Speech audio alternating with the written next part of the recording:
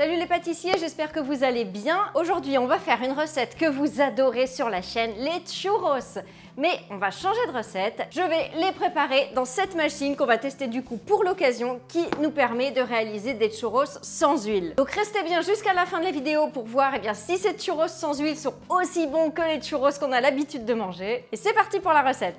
J'ai tout simplement repris la recette qui était dans le livret qui est fourni avec la machine. Donc, vous commencez par mélanger ensemble les poudres, la farine, le sucre et le sel. Si la recette vous plaît, je compte sur vous comme d'habitude pour liker la vidéo et puis n'hésitez pas à vous abonner. Vous pouvez aussi cliquer sur la petite clochette, comme ça vous serez au courant la prochaine fois que je poste une vidéo.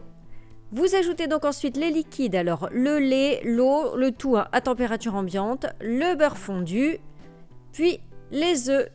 Dites-moi en commentaire si vous êtes plutôt team chichi ou team churros. Moi je dis churros, mais je sais qu'en Vendée par exemple ils disent chichi. Vous mélangez le tout. Au début vous allez avoir des grumeaux, mais vous allez voir, plus vous allez mélanger, plus ils vont disparaître. Vous continuez de fouetter. Avec le fouet à main, ça suffira. Jusqu'à avoir une pâte bien lisse, bien homogène. Vous mettez votre machine à churros à préchauffer. Elle est prête quand le petit bouton vert s'allume. Comme c'est la première utilisation, il est conseillé de les graisser. Donc j'ai mis un petit peu d'huile sur un sopalin. Après, ce n'est plus nécessaire.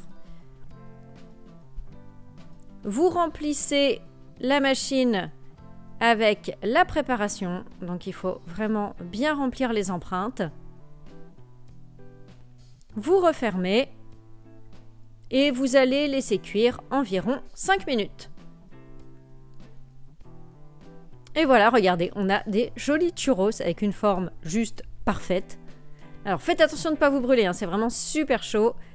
Moi, je les ai récupérés avec des cuillères en bois. Regardez comme ils sont beaux. Vous pouvez bien évidemment les tremper dans le sucre, dans le Nutella, dans tout ce que vous voulez. Et dites-moi en commentaire d'ailleurs si vous les aimez plutôt nature ou avec du chocolat ou quoi que ce soit d'autre. Alors conclusion de ce test, c'était vraiment super bon, je me suis régalée, j'ai fait goûter à mes filles aussi hors caméra, elles se sont régalées, elles valident aussi. Le goût est un petit peu différent de celui des churros qu'on prépare à la friture.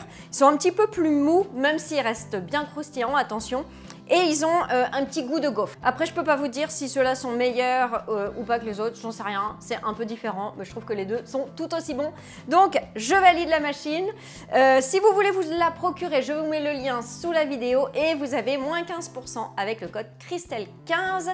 Je vais le rajouter aussi en début de vidéo puisque là maintenant, je sais que je peux vous la conseiller. Ce qui est pas mal, c'est que je pense que c'est quand même plus sain que les churros faits à la friture. On peut en manger plus souvent. Et puis c'est plus simple, il n'y a pas besoin de sortir la friteuse. Et puis surtout l'huile dont on ne sait jamais quoi faire après.